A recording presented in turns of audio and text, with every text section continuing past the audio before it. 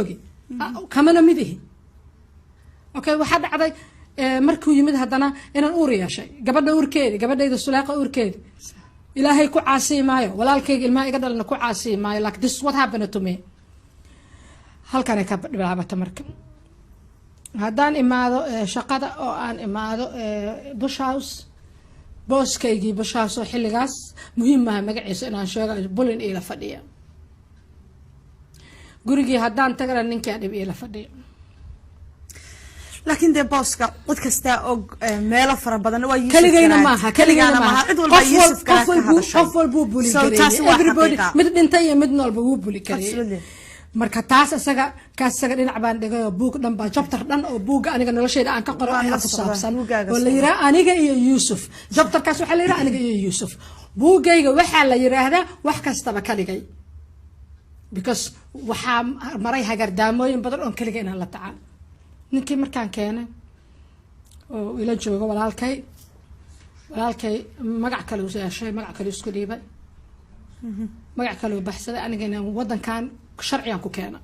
isna wuu isdhiib sharciyan ku keena sharci marka qofka ku keento waa sharciga raaca dan wuxuu noqday nin cusub ana ma oge bas aniga waxaan ahay gabar walacna ah oo ilmo caloosheeda galeen financial difficulties iyo maaliyadii soo galaysay ku maareyn lahaydna ay adag tahay dan waxaan noqotay shaqadii hadday tagtana aan arxan ku haysan arxan waxaan ku haystaa walaalaha ila shaqeeya ma Cabdisalaana ma maxato cawka Allah u naxariistay ma Yunus badana markaas wuxuu jiray Soomaaliland ma aadan nuuxdula ma maxay hato Saciid Cali Musa everybody waa ay arxamaya waa walaalahay waa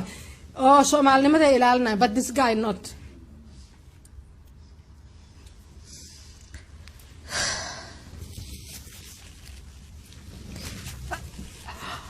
dan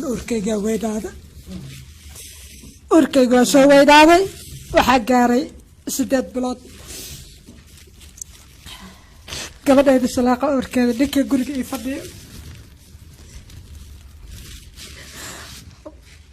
abuse-ka waxaa raa gabdhaha Soomaalida u sheeg waa kala duwan yahay abuse-ka waxa waa physical abuse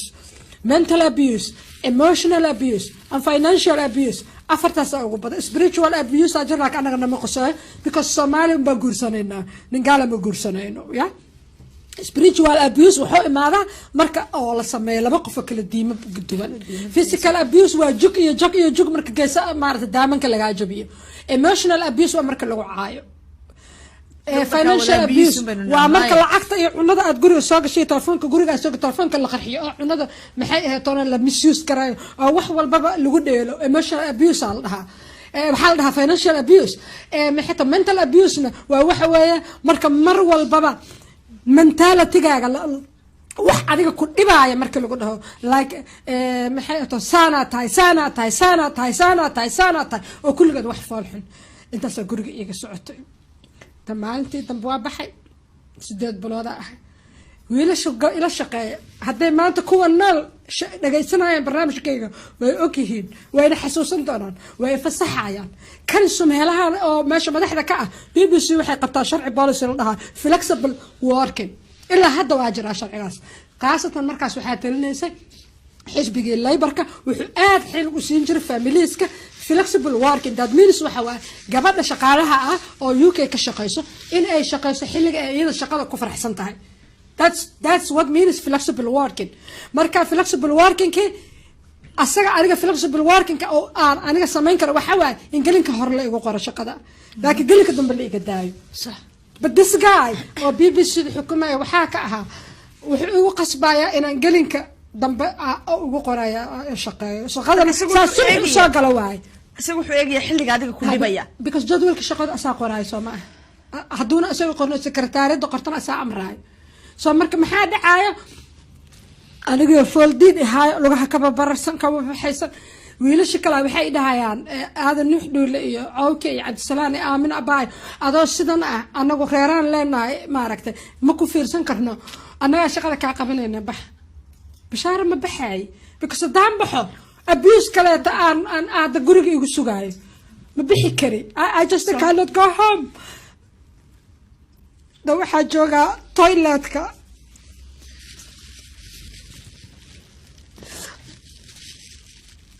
waxaa joogaa toiletka galaa musqusha suuliga galaa muraayada isku eega muraayada la hadlaa that's where it come from saaxiibta muraayad it was me the one who was talking to the mirror qofka la hadlaayo muraayad is me it's wixii igu dhacay waay wixii aniga soo gaara waay wiilasha baxay ay dhaheen ani ma baxay because daan bax oo guriga waqti hore tago dhibaatada baa guriga meeshii ka bilaabana ilmihayga oo yaryar maxay ahaato maalin waxaa lagu soo abaabay ilmaha laguma dul ooyo ilmaha haddaa koo dul ooyso dhaqankii aa igu jiro wadankay ilmaha kuguma dul ooyo ilmaha haddaa ku dul ooyso maxita ilmaha waa kaa dhimanaya ama jiisi walaxay kaa noqonaa ilmihii marab inaa ku dul ooyo haddana I have to cry I need some space to cry meelaha ku ooya u baahanayso suuliga saaxiib la noqda marka qof oo soo arko gabar markaa raadkeeda soo noqo waxaa ku ortaa kabinkaa fadhiisanaa waa isqarina neefta isku celina marka gabadhaas baxay muraayadaan la hadlaa because I'm alone ninka guriga waa joogaa kadar cid la dareemaso waxaa u baahanaa marka qof aan la hadla aniga marka muraayada isku fiirinayo qofkii kaleeta waxaan u wadaa qof kaleeto inuu qof kaleeto ada marka dambe I gave up hada ruux waa bilo on that time depression ay ugu dhacay aniga weligay life kama sheegan حاملة أورا لها فول تايم شغالة يقربها 9 o'clock وأنا بوشاوس جوجو شرع برقبة هذا شقة جوجيا I have to go back I have to go back ودنكي برسنة because شرعي مبوحين وأنا بوحس 4 سنة إنا شقيست أمريكا في الشقة كنت ماذا كبعد قاعدنا دقناشو قحوتمي أنا ملي ميجان قلنين dadka qaxootiga waa dadka la magan galiyay oo wax kasta la siinaa guri la siinaa cunto la siinaa everything la siinaa I can't ma hooyada iyo ilmahayga aan kasoo tagay inaan u daraan rabaa haddaan baxo waxaas oo dhan ma imaanayo soomaalida arka waxay dhahay maa shaqada iska joojisid maa markale farmaa lagaa soo qaada maya maa isdhiibtid how haddaa isdhiiba aniga kow kasoo bilaaba شرفتي يسمع عدي إيه وحي أنا إتصل إلا أي حنانة عرور أبي يجي وجود دار أبي موحي يجي أنا شغل أقول شرّيسان استيلا اسكبحه ما يجي من أبا واحد وصل ديبرشن أقول أنا ما فهم سنة الحين قاس قبلها إذا جاي سنة إذا كده جاي سنة أنا إني إلو قاعد أنا ربا mental health immunity مجرى جر دفاع ماله mental health لكن كود كود حالة أنا كينيسو إسكعم كعد عاي depression كمركو يقول دعي دون وحان جعلستنا النفط إسكجرو I want to commit suicide 8 months اور سديد بلاد علينا إسدي العربة لو شو دنا نعي ما lahayd marka cid kugu dhow oo saaxiibada ama ehelada od aaminsanayd od u sheegaysay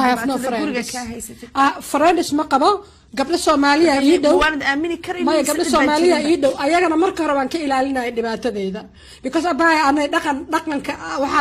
waxaan ahaa gabar dhaqanka ku dhagan reerkaaga wixii ka jiro banaanka ma loo sheego hadda waxa soo iska dhaafay television-ka sheegoya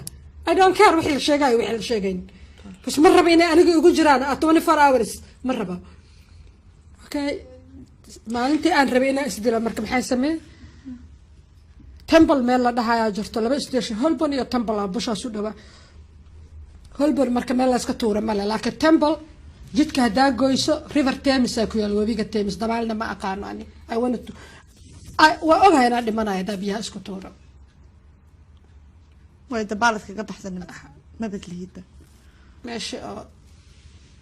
دربي استاذ انا استورا ربع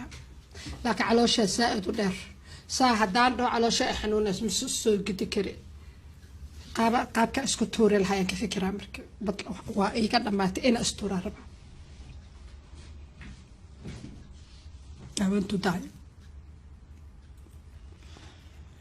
ولقي اسم الهين انا استشوك فكرته مرحلة سجاري دونتا حنون كان كينا إنا حنون سنة المؤكل وقت بماله ذاتك بي بي سي كشغي كل قد وقت تايم ماله واش فصح سندات كانت قاعدة نسا فصح سندات كانت قاعدة نسا بس بوركي وسومالي با فصح سندات هدان قاعد تحت صدح دان عنو إنن كان إسكا قمتيجي كارو قبر أجر تحتها برروها مركز أن كينا أجوكتو iyo labada asaga u dhalay iyo kii kalena caloosha ku sitaa haddaan tagaayo oon tagaayana baasaboor ku bixo ma qabo because I am not British maahane xataa residency indefinite leave to remain xataa ma haysto baasaboorkayga Soomaaliga wadanka ma laga aqoonsano wadankayga 4 sac waa iscunayaan meeshaad joogtay no rajo amina meeshaad joogtay BBC dhibaatada ugu badan kaaga socoto Yusuf Garaad ma aaminsan tahay inuu adiga shakhsiyan si gaar ah ku beegsanayay mise inta la kulmayba wariyaasha ka soo shaqeeyay BBC dhibaatada inta ugu badan ka sheeganayso lamida ka sheeganayay horta aniga dabeecadeyda dadka si gaar adiga lagu beegsanayo aaminsan maya dadka ma caayo horta dabeecadeyda laakiin aniga sida aan u maleynayo waxa waaye qofka markuu asaga le isma hadiyo Yusuf ani muu maleynayo xumaana uu dhashay inay tahay waxaan u maleynaa dadka qurbaha ku xumaaday inuu yahay ay kasadaan ma wallahi waxa ahsan u sameynay laakiin ama aan uga weerweernaay but that time he was very bad he was really very bad waxa kaaga daran aniga gabar ahay halka gabar oo markaas joogta gabdhaha gabar kale joogto Yaasmin la dhahay gabar kale ka dhahay gadaalka imaad waxa soo dhan iska dhahay qofka full producer ka ah ee joogta gabdhihii hore oo kalena waa bixin Jawaahir Suleymaan